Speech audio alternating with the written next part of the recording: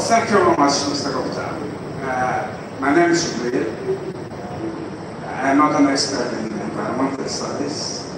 I'm not a very bit about climate, but I am an eyewitness of climate change in my own village and area.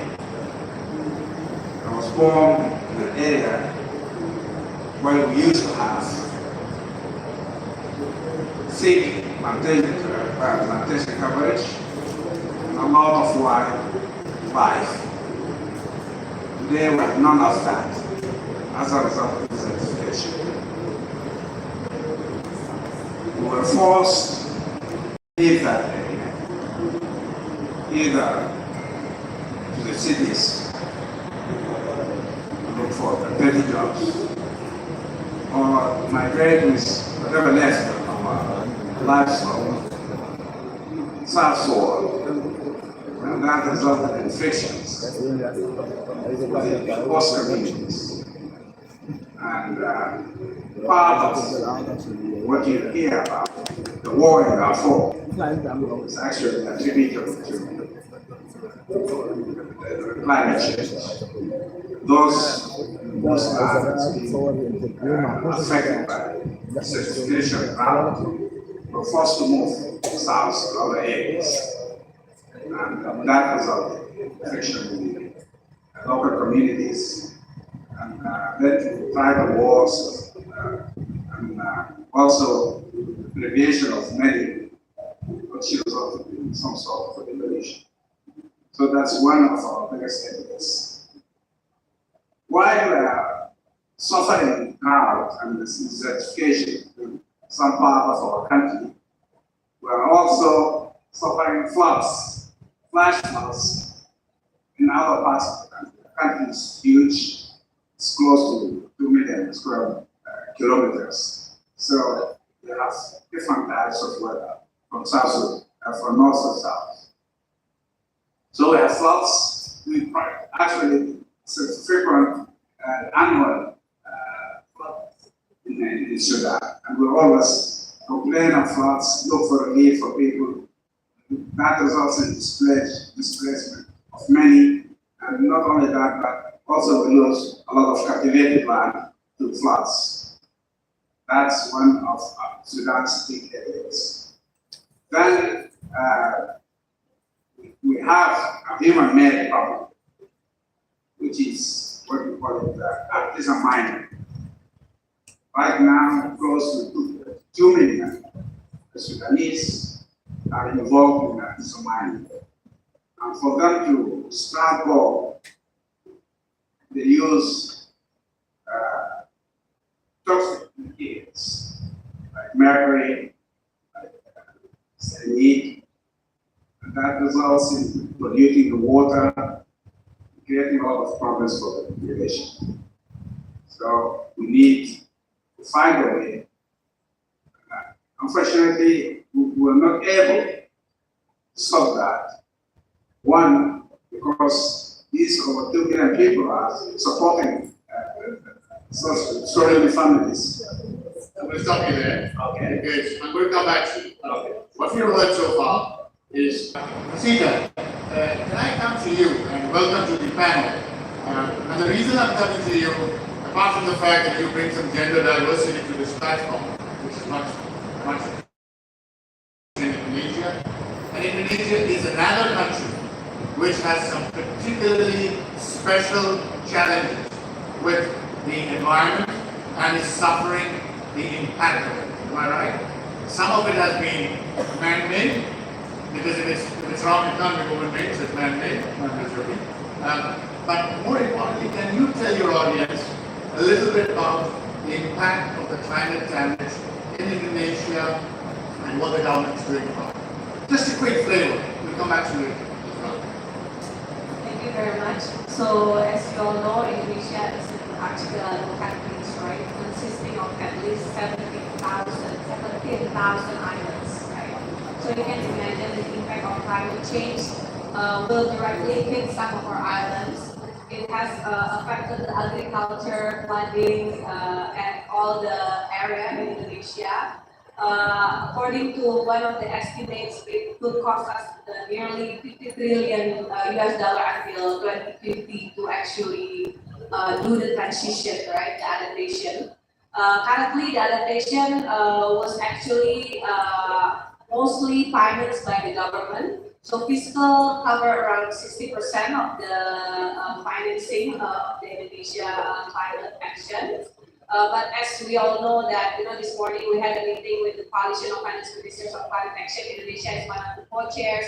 We discussed about this, financing, how we actually can link between adaptation and also mitigation, and how this big impact can actually, you can use and leverage this into getting more private financing and more public-private partnership in terms of the adaptation finance. Okay, thank you very much, Mr. So, again, another live example of a major economy with lots of people. What's the population of Indonesia right now? Yeah. What's the population? 270 million. 270 million people. That's like 4% of the world's population, right? Affected directly by the impact of climate. Right? I'm going to come to Dr. Hamidi, if I may.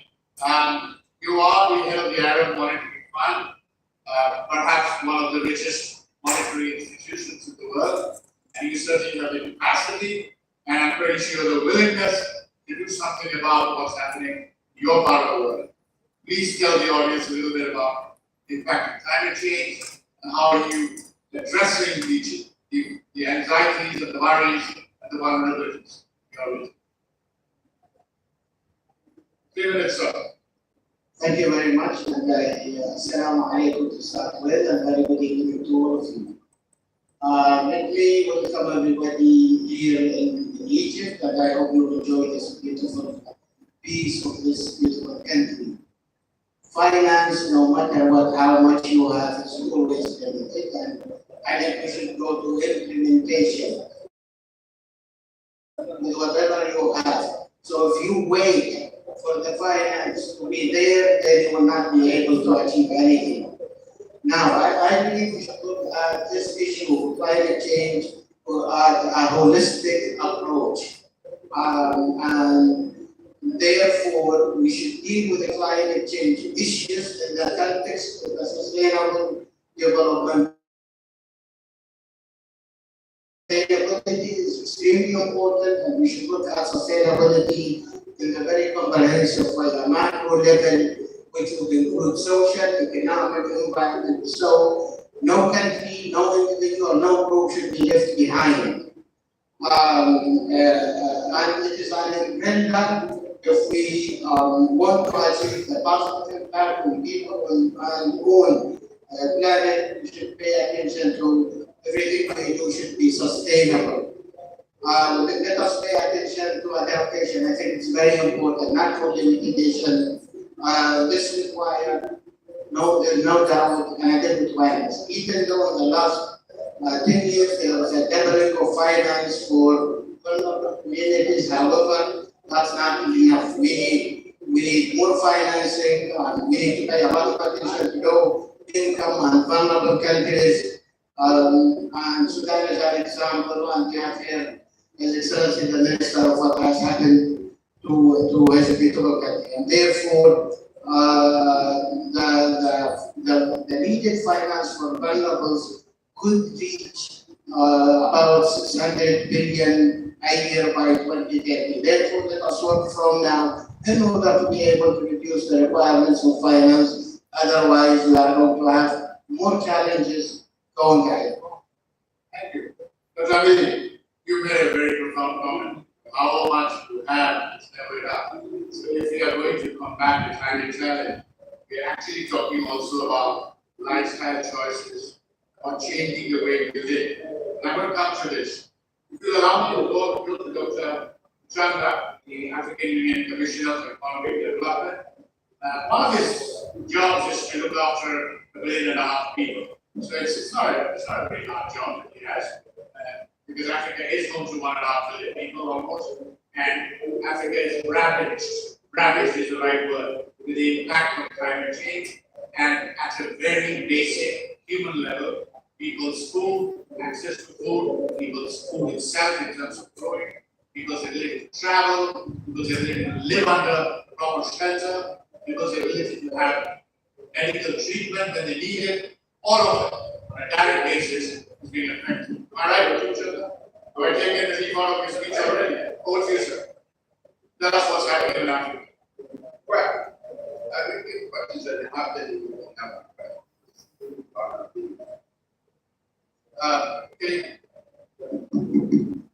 Treat it as your friend. Okay, I hear you. Okay. So what is happening in Africa is we have a population, 1.4 billion people, right, which is 17% of the global population. And 2050 is going to be 25% of the global population. Now, currently, that is 30% of the global population only accounts for 3% of global GDP. So the result is the low productivity and the high poverty levels because of the limited output against the development and growing population. So the variability is in every day again, and it's made worse by the fact that Africa accounts for only 3% of climate change, the negative impact of climate change, but it suffers from it. When there are floods as indicated by Sudan, Africa suffers. When there is drought, and right now it's very massive in the horn of Africa, a lot of animals are dying, and people are also affected, Africa suffers. So we are very, very, very much vulnerable to climate, and it's making the lives of ordinary Africans very uncertain in the end business. So this is the challenge that we face. So, just ladies and gentlemen, before I come to Roberto, and there's a reason why I picked Roberto for the last of the first set of discussions. And that is just to make sure that we have recognized and we are well aware that there is this impact of the climate change, and that is not region specific. It's affecting everybody, everywhere. Like most things in life, it affects the poorer sections of the population harder. That's the reality of life. Roberto, let me come to you. You obviously have a global role. You look at the world in many, many ways. PepsiCo is this giant company. You run the foundation. What's your take on this, both as a company, but as an ambassador for change in terms of what needs to happen? Well, I think I would start with the last thing you said, which is I think we all agree that climate change is affecting everybody. It's affecting everybody in the world, but some more than others. I think that's where we start with. Developing countries, vulnerable communities, those are the ones that are most affected. And honestly, if we look at those communities, the most vulnerable ones in the developing countries, they are mostly in the food supply chains. They are at the rural areas, and they are extremely affected by these changes. There are more droughts, there are floods. It's either droughts or floods, but whatever happens, these communities are severely affected, and we need to make things that have an impact.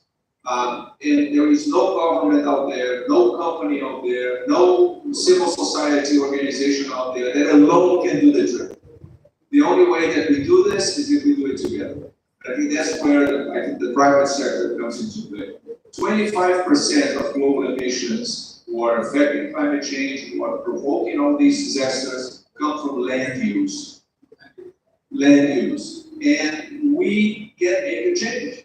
And frankly, agriculture today, the land use is part of the problem. Like I said, 25% of the emissions come from there, but it's also the highest potential of sequestration of carbon. If we transition from the traditional methods of agriculture and move towards climate positive agriculture or regenerative agriculture, whatever label you give it, using the proper cover crops, avoiding tillage, reducing water drainage, water irrigation, reducing electricity. All these things together make a huge impact on the livelihood of the producer and in the community itself. So there are answers out there. They're technically possible. They're actually not very difficult. But what we do need is the political determination to do it. We need the right incentives. You mentioned that financing is being discussed everywhere. I hope that this discussion is going somewhere. Yeah. Because we need to transition from the traditional methods of agriculture to the new, more technologically savvy and climate-friendly ways of doing that. And we need to finance this transition. So, thank you, Robert. I'm happy you said what you said, because it's not all gloom and doom, right? It's not too late. There are solutions, there is technology, and there is a need for a different appreciation of nature and behave accordingly. That's pretty much what you're saying. I want to come to you, Masita. I mean, can you hear me? Yeah. You know, just to kind of be a bit of controversy, if I may. One hears reports that in Indonesia, even today, there is a lot of indiscriminate felling of trees, clearing of forests, clearing up for fishing or what have you. Is that happening? And if it's happening, what is the government being able to do to stop it? And more importantly, not just stop it, but to give people an alternative livelihood. Because it's always about that, isn't it? What do you? Yeah, I think the challenge really is how we align our objective with the community in the forest area, for example. What we are currently doing is that we have a project in the forest area or near the shoreline with the community level institution that, you know, they can take care of the forest, but they can also monetize it through carbon market. So we have some projects in the reforestation of the Indonesian forest, using incentive through the carbon market, and then the community close to the forest, they can also get the benefit from the new production or new reforestation and from the new projects. The second one is that we're creating like another project near the shoreline. So because of the climate change, the shoreline changed, right? So when you fish, usually you fish close to the island. But now you have to go far into the ocean, right? Now, the challenge with the small fishers is that we don't have a cold storage ready in the shoreline. So one of the adaptation programs that we're currently working on with the GCF is actually creating the availability of affordable cold storage for small fishermen, small units fishermen. Usually it's a household level or just a small unit. So that even though because of the climate, they need to adapt by going to fish through the middle of forest, they can afford to have the cold storage. So this little activity is actually, I think, what we're currently focusing on to lessen the impact of this climate and also yeah. Thank you very much, Masita. So I want to come to you, Jibril. I'll tell you why. Because what you said just now, Masita, is extremely instructive. That you have recognized the problem, you have a government that is doing something about it, and there is a method to all of this. Now, why I'm coming to you is, in many ways, Sudan used to be, and probably still is, a granary of the continent, and still should be. But it has gone through some recent challenges, be it political, be it economical, and be it certainly environmental. Do you have the willpower, number one, the intent, and the ability to do something about this? Or are you relying on external support to manage the excesses of the problems you're facing with climate change? Well, Sudan is not a Robinson Crusoe island, so I can't say we are going to do everything on our own, and I can't claim to have the resources to do whatever we wanted to do. But for sure, we have the will, we have the intent to tackle the problems we are facing. With the help of definitely some sort of finance, we can do a lot.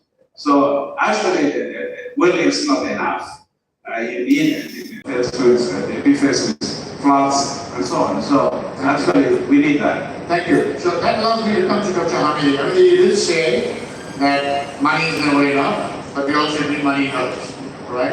And given what you're hearing from a neighboring country, part of your region, what is the greater role that you think the Arab Monetary Union needs to play to be able to help the region in terms of identifying climate issues and how it's affecting communities, identifying the one, and then helping them to not mitigate it, but manage the livelihood challenges that has arisen out. What's the role you see? Do you see your role, or do you think that that's not a problem for you? Well, any challenges in the region is a challenge for us as an institution, not only for the Arab Monetary Fund, but for the other Arab financial institutions who are contributing a great deal of money resources and human resources toward this challenge. Today we have announced with the Arab Coordination Group that there is a commitment of 24 billion US dollars for those issues of sustainability and climate change. And therefore, I believe that we should start with and focus on the implementation, not what we have, not what is not enough, etc. So let us move, and this gathering of COP27 is focusing on the implementation, and therefore there is a great deal of opportunity for the whole world now to move together in order to face those issues of challenges. And again, I believe that we should not leave any country behind, because any country behind is an issue. So, Agadi, you have confirmed that this is a collective responsibility, there is need for solidarity, and there is certainly need for religion, regional love. There is a need for world solidarity, and there is a need for regional collaboration and support. Working together from financial institutions and from able countries and from rich countries and from the developed world to developing countries. Let us not forget that Africa did not contribute a great deal to climate change. It is also the developed countries who did contribute, and they should put their share on the table. Fantastic. That allows me so nicely to move to you, sir. Doctor, you say that there is an element of responsibility, and therefore there has to be contribution from the countries that created the problem in the first place. We are going into that role-playing game, but that's okay, it's always nice. But Mushirka, when it comes to Africa, particularly Sub-Saharan Africa, has similar challenges, right? Economic challenge, there we have dollar liquidity or liquidity generally as a challenge, we have cost of money as a challenge, and we have a ecology and environment which is almost on a daily basis shifting to the detriment of the livelihood of the people. Where is help going to come from for Africa? Who is going to fund the support that you need?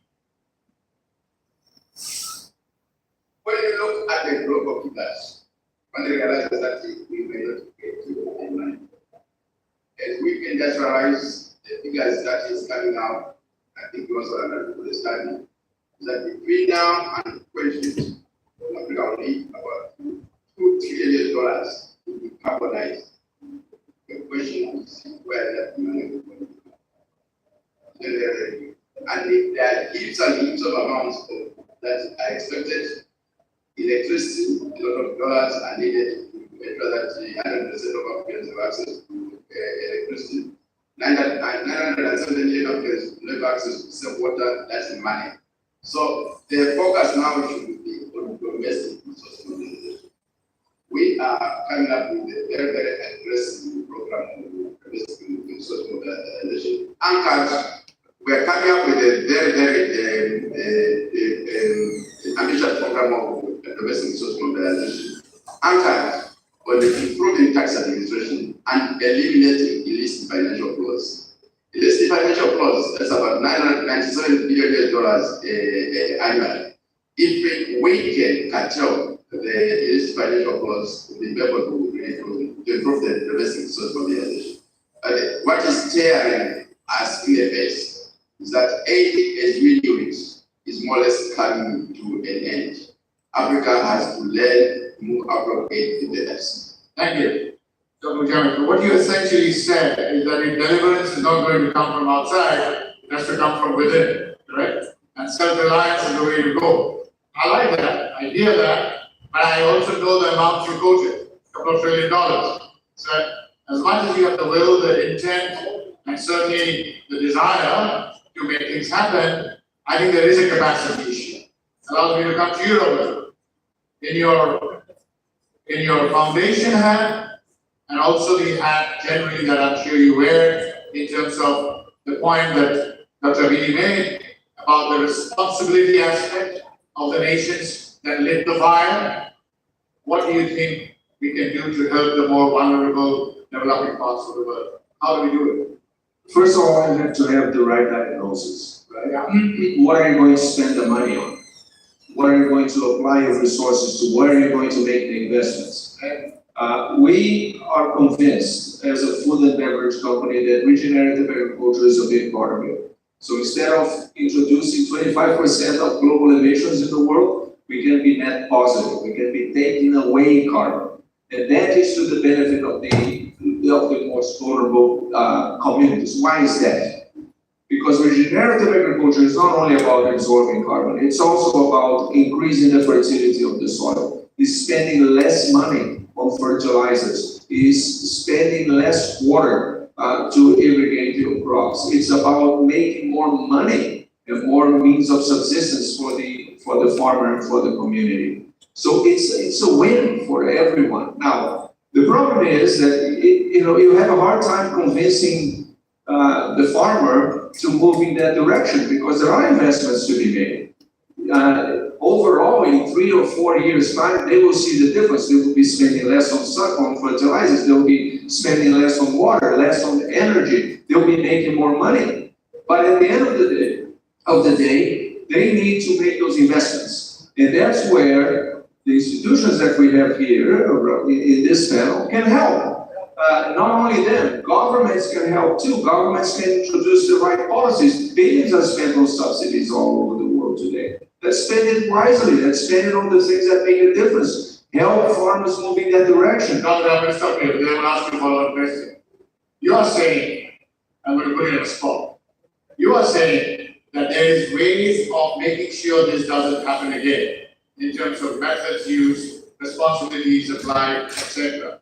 But what about the damage already done? Where is the funding going to come to make Africa's infrastructure resilient? Because it currently isn't. Never mind what's going to happen in the future. Where is the funding going to come for addressing the livelihood failures, if that's the right way to put it, of existing rural communities? Where is it going to come from?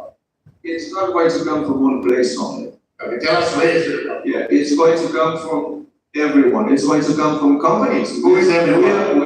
We're investing. It's going to come from regional development banks. It's going to come from developed countries who have over time developed technologies, who can incentivize green and circular economy, who can provide the aid that is necessary to educate the farmers to move the needle on the ground. Is it going to come? Are there pledges from the developed countries? Oh, I'm 100% convinced that it will. But we need to know where the money is going to, right? So are we investing in the right technologies? Are we investing in the right productive methods? I think that's where I think the collective diagnosis has to be there. So that's a good point.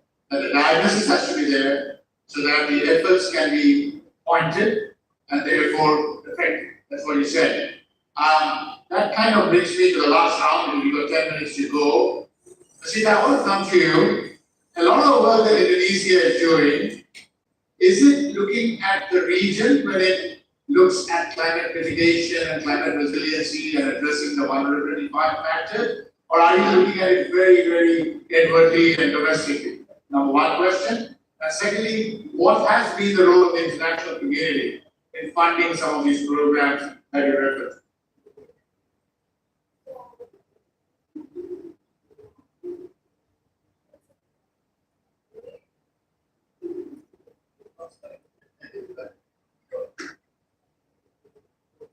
So the way we're working on the climate agenda is that it's actually trying to solve our own climate issues as well.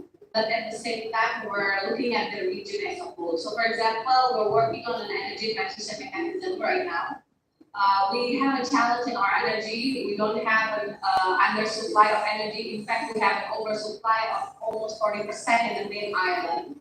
It means that if you want to change to renewable, the energy mix, then we have to phase out some of the brown energy first. That is investment. That is not recognizable as the green investment. And then we need financing to finance the renewable energy. So what I'm saying is that it's not only about, advanced economy are promising money like 100 billion, is that double counting, how do you monitor it, how do you deliver it, it's unclear until today.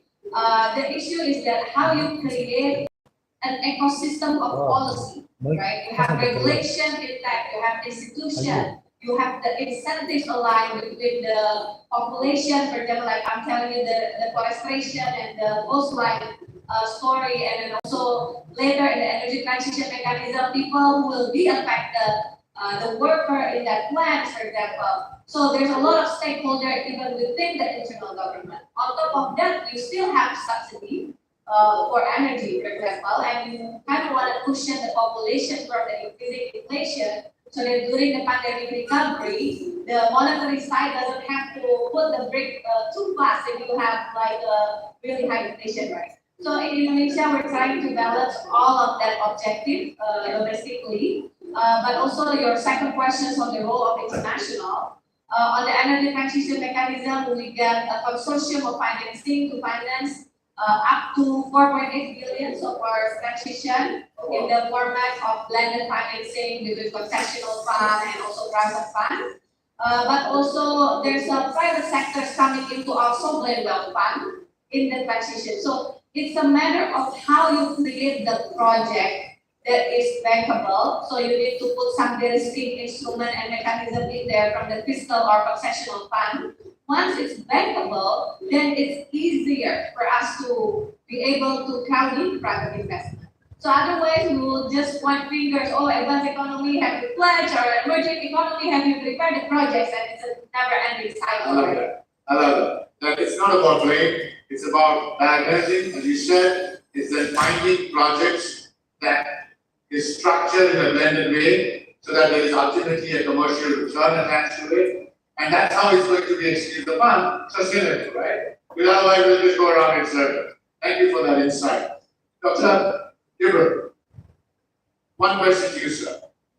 If you do not address the vulnerabilities that is affecting the communities, do you expect a huge political backlash? Sure, not only for Sudan, actually, it will spill over neighboring countries as well.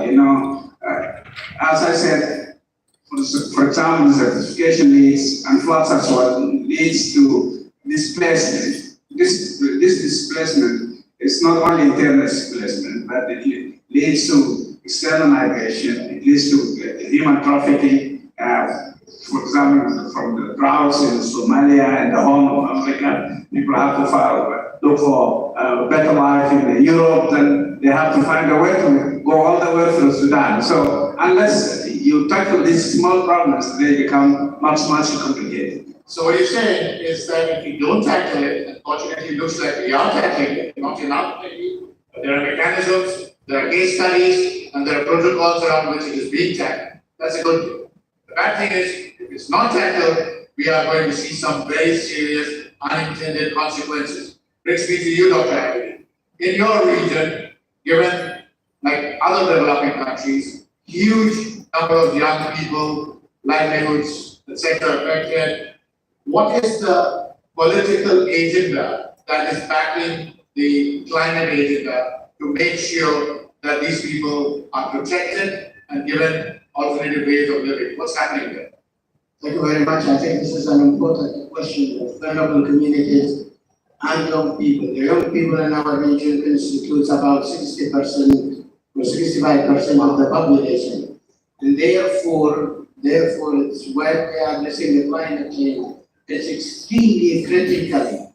Also, when for finance is the accessibility to finance. I mean, sometimes the finance is there, but it's not accessible for vulnerable communities or for young individuals. And therefore, we are the Arab Monetary Fund very much involved in financial inclusion issues of relevance also to climate change. And that with the financial inclusion, the youth will not be left behind, they will be there.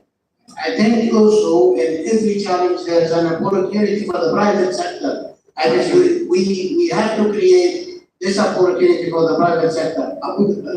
For example, insurance products upgrade is extremely important to be there. That will create an incentive for the private sector to be involved. That will create an incentive for small farmers and for the youth also not to be excluded. And that will reduce the pressure on the public finance. And therefore, public finance will be will go to sectors like education and health. We as a financial institution is very much involved. We have done several things. One of issuing guidelines. We are very much involved in the training and capacity building for the technical people. And we are very involved in dialogue like this one with ministers of finance, and the minister has participated and the central and government. Great point.